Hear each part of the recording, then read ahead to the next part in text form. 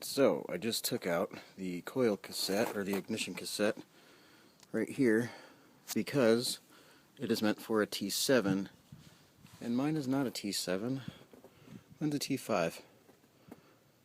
So, oh, and I love it so much better when it's got the red.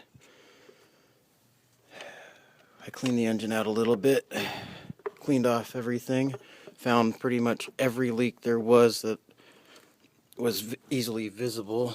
So I mean, there's not any oil leaks other than right here, the valve cover, and I didn't see anything. There's no drips, nothing really. I mean, if you look down here, I washed it all off.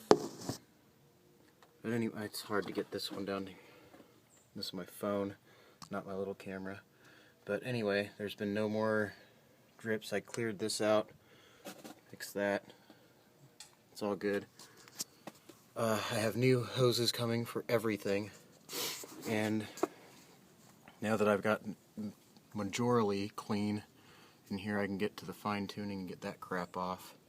There's a lot of leaves and stuff in here. But anyway, the further I get into this, I didn't want to do anything to it.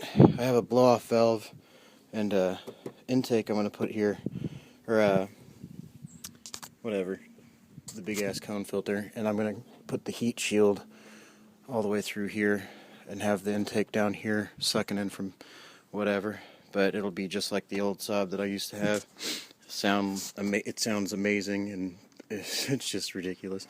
I also ordered an engine management system that I can hook up to my phone and in my laptop and all that good stuff, so I can read out all the sensors and get live data and see what differences occur when I do different things.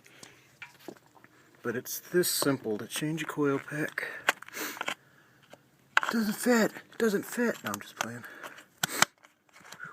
Just like that. 4 bolts. And you're done. I need to get that cleaned so it looks pretty.